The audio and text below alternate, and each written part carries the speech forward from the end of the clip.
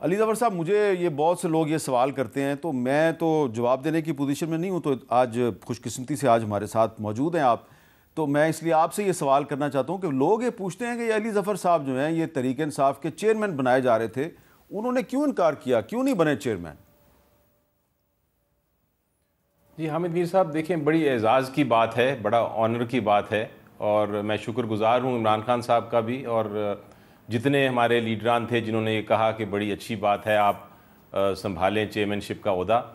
लेकिन मुझे लगा कि जिस तरह एक मुफादात का टकराव है, जिसको आप कॉन्फ्लिक्ट ऑफ इंटरेस्ट कहते हैं, क्योंकि मैं कोशिश कर रहा हूँ कि इमरान खान साहब अपने केसेस उनके जीतें, वो बरी हों और आके अपनी चेयरमैनशिप संभालें। लेकिन दूसरी तरफ ये भी है कि जब तक वो अंदर हैं उतनी देर तक जो केयर टेकर जो चेयरमैन होगा वो कंटिन्यू करेगा। तो ये एक कॉन्फ्लिक्ट है, बहुत बड़ा तसादम है,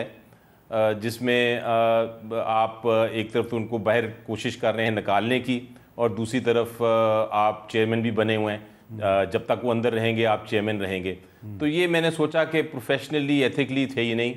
ये एक ऑनरेबल चीज़ ये है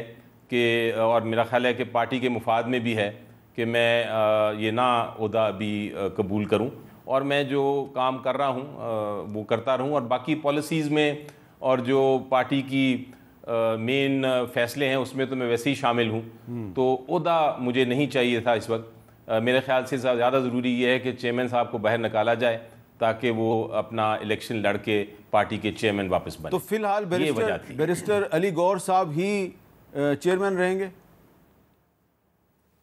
जी, उन्हीं को नॉमिनेट किया है। अच्छा। इमरान खान साहब से बात हुई थी कि किसको तो करें, तो फिर हमने सोचा कि वही कंटिन्यू रखें जो कि पहले एक प्रोसेस था, और बाकी सारी जो कोशिश होगी, अब वो जो कुछ तोशाखाना का केस है, साइफर का केस है, अलकादिर का केस है, बाकी जो मुकदमे हैं उनके ऊपर कंसंट्रेट करें, और वो अब हाई कोर्ट लग भी गए हैं, और इंशाल्लाह देखें कि उसमें क्या होता है। अच्छा, अब ये बताएं डॉक्टर तारिक फजल चौधरी साहब कि अब मामला आगे भी तो लेके जाना है, तो अब मार्च आ जाएगा, मार्च में हम सुन रहे हैं कि कुछ चीज़ें मज़ीद महंगी होने वाली हैं, बिजली महंगी हो गई है, फिर शायद गैस भी थोड़ी महंगी होगी, फिर बजट भी आ जाएगा, तो बजट में भी आपको कुछ सख्त इक़दामात करने पड़ेंगे, तो महंगाई का एक तूफ़ान जो है वो इंतज़ार भी कर रहा है। तो इस सारे मामले में अगर ये छोटे छोटे इस तरह के इश्यूज़ जो हैं ये हल नहीं होंगे, तो फिर पॉलिटिकल स्टेबिलिटी कैसे आएगी, और पॉलिटिकल स्टेबिलिटी ना आई तो इकोनॉमिक स्टेबिलिटी कैसे आएगी?